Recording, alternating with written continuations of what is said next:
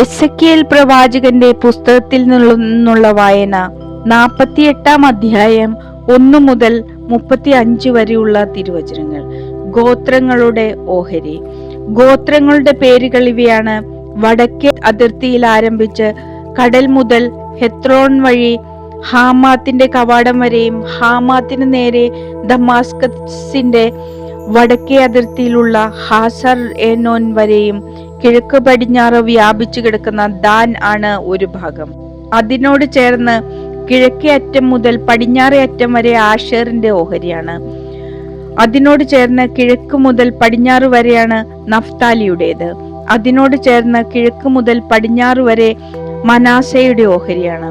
അതിനോട് ചേർന്ന് കിഴക്ക് മുതൽ പടിഞ്ഞാറ് വരെയാണ് എഫ്രൈമിന്റെ അവകാശം.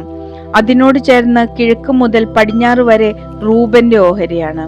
അതിനോട് ചേർന്ന് കിഴക്ക് മുതൽ പടിഞ്ഞാറ് വരെ യൂദായുടെ ഓഹരി, വിശുദ്ധ ഓഹരി.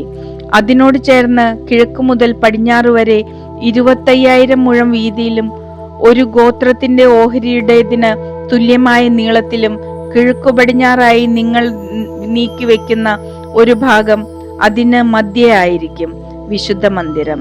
കർത്താവിനു വേണ്ടി നിങ്ങൾ മാറ്റിവെക്കുന്ന സ്ഥലത്തിന്റെ നീളം 25,000 മുഴവും വീതി 10,000 മുഴവും ആയിരിക്കണം.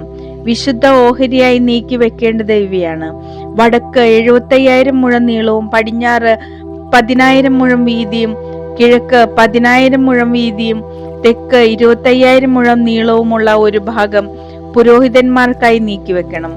അതിന്റെ മധ്യത്തിലായിരിക്കണം കർത്താവിന്റെ വിശുദ്ധ മന്ദിരം. ഇസ്രായേൽ വംശവും ലേവ്യരും വഴിതെറ്റിയപ്പോൾ അവരോടൊപ്പം മാർഗഭ്രംശം സംഭവിക്കാതെ എന്റെ ആലയത്തിന്റെ ചുമതല വഹിച്ച അഭിഷിക്ത പുരോഹിതന്മാരായ സാദോക്കിന്റെ പുത്രന്മാർക്കുള്ളതാണിത്. ലേവ്യരുടെ അതിർത്തിയോട് ചേർന്ന് വിശുദ്ധ ഓഹരിയിൽ നിന്ന് വേർതിരിച്ചെടുത്ത അതിവിശുദ്ധമായ ഓഹരിയാണ് അവരുടേത്. പുരോഹിതന്മാരുടേതിനോട് ചേർന്ന് 25,000 മുഴം നീളത്തിലും 10,000 മുഴം വീതിയിലും ഒരു ഓഹരി ലേവ്യർക്കുണ്ടായിരിക്കണം. ആകെ നീളം 25,000 മുഴവും വീതി 10,000 മുഴവും. അവർ അത് വിൽക്കുകയോ കൈമാറ്റം ചെയ്യുകയോ അരുത്. ദേശത്തിന്റെ ഈ വിശിഷ്ട ഭാഗം അവർ അന്യാധീനപ്പെടുത്തി കളയരുത്, എന്തെന്നാൽ അത് കർത്താവിന് വിശുദ്ധമാണ്. ശേഷിച്ച 5,000 മുഴം വീതിയും 25,000 മുഴം നീളവും ഭാഗം പട്ടണത്തിലെ സാധാരണ ആവശ്യത്തിനും താമസത്തിനും പ്രാന്തപ്രദേശത്തിനും വേണ്ടിയാണ്. നഗരം അതിന്റെ മധ്യത്തിലായിരിക്കണം. അതിന്റെ അളവുകൾ ഇതായിരിക്കണം: വടക്കും തെക്കും കിഴക്കും പടിഞ്ഞാറും 4,500 മുഴം വീതം. നഗരത്തിനൊരു തുറസായ സ്ഥലം ഉണ്ടായിരിക്കണം. വടക്കും തെക്കും കിഴക്കും പടിഞ്ഞാറും 250 മുഴം വീതം. വിശുദ്ധ ഓഹരിയുടെ അരികു ചേർന്ന് മിച്ചമുള്ളത് കിഴക്കും പടിഞ്ഞാറും 10,000 മുഴം വീതമായിരിക്കണം. അവിടുത്തെ ഉൽപ്പന്നങ്ങൾ നഗരത്തിലെ ജോലിക്കാർക്ക് ഭക്ഷണത്തിനുള്ളതാണ്. ഇസ്രായേലിലെ എല്ലാ ഗോത്രങ്ങളിലും പെട്ട നഗരത്തിലെ കൃഷിക്കാർ അതിൽ കൃഷി ചെയ്യണം. നിങ്ങൾ നീക്കിവെക്കുന്ന മുഴുവൻ ഭാഗവും വിശുദ്ധ ഓഹരിയും നഗരസ്വത്തും കൂടി 25,000 മുഴത്തിൽ സമചതുരമായിരിക്കണം. വിശുദ്ധ ഓഹരിക്കും നഗര സ്വത്തിനും ഇരുവശത്തും ശേഷിക്കുന്ന ഭാഗം രാജാവിനുള്ളതാണ്.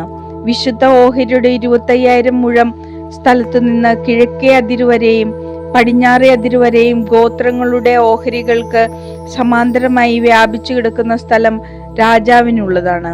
വിശുദ്ധ ഓഹരിയും ദേവാലയത്തിനുള്ള വിശുദ്ധ സ്ഥലവും അതിന്റെ നടുക്കായിരിക്കും.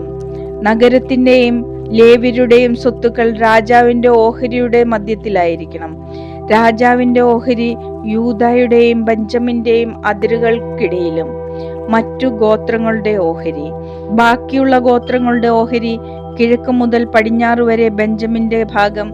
അതിനോട് ചേർന്ന കിഴക്ക് മുതൽ പടിഞ്ഞാറ് വരെ ശിമയോന്റെ ഓഹരി. അതിനോട് ചേർന്ന കിഴക്ക് മുതൽ പടിഞ്ഞാറ് വരെ ഇസാക്കറിന്റെ ഓഹരി. അതിനോട് ചേർന്ന കിഴക്ക് മുതൽ പടിഞ്ഞാറ് വരെ സെബുലൂന്റെ ഓഹരി. അതിനോട് ചേർന്ന കിഴക്ക് മുതൽ പടിഞ്ഞാറ് വരെ ഗാദിന്റെ ഓഹരി. ഗാദിന്റെ അതിനോട് ചേർന്ന തെക്കോട്ട് താമോർ മുതൽ മെറിബത്ത് കാദേശ് ജലാശയം വരെയും അവിടെ നിന്ന് ഈജിപ്ത് തോട് വഴി മഹാസമുദ്രം വരെയും ആണ് തെക്കേ അതിർത്തി. ഇസ്രായേൽ ഗോത്രങ്ങളുടെ ഇടയിൽ പൈതൃകാവകാശമായി നിങ്ങൾ വിഭജിച്ചെടുക്കേണ്ട ദേശമാണിത്. ഇവയാണ് അവരുടെ ഓഹരികൾ. ദൈവമായ കർത്താവ് അരുളി ചെയ്യുന്നു. ജെറുസലേം കവാടങ്ങൾ. പട്ടണത്തിന്റെ പുറത്തേക്കുള്ള കവാടങ്ങൾ 4500 മുഴം നീളമുള്ള വടക്കുവശത്ത് 3 കവാടങ്ങൾ. റൂബന്റെയും യൂദായുടെയും ലേവിയുടെയും ഓരോന്ന്. ഇസ്രായേൽ ഗോത്രങ്ങളുടെ പേരിലാണ് കവാടങ്ങൾ അറിയപ്പെടുക. 4500 മുഴം നീളവും കിഴക്കുവശത്ത് 3 കവാടങ്ങൾ. ജോസഫിന്റെയും ബെഞ്ചമിന്റെയും ദാനിന്റെയും 4500 മുഴം നീളമുള്ള തെക്കുവശത്ത് 3 കവാടങ്ങൾ. ശിമിയോന്റെയും ഇസാക്കറിന്റെയും സെബുലൂണിന്റെയും 4500 മുഴം നീളമുള്ള പടിഞ്ഞാറ് വശത്ത് 3 കവാടങ്ങൾ. വേഗാദിന്റെയും ആഷേറിന്റെയും നഫ്താലിയുടെയും. നഗരത്തിന്റെ ചുറ്റളവ് 18,000 മുഴമായിരിക്കണം. ഇനിമേൽ നഗരത്തിന്റെ പേര് യാഹ്വേ ഷാമ എന്നായിരിക്കും.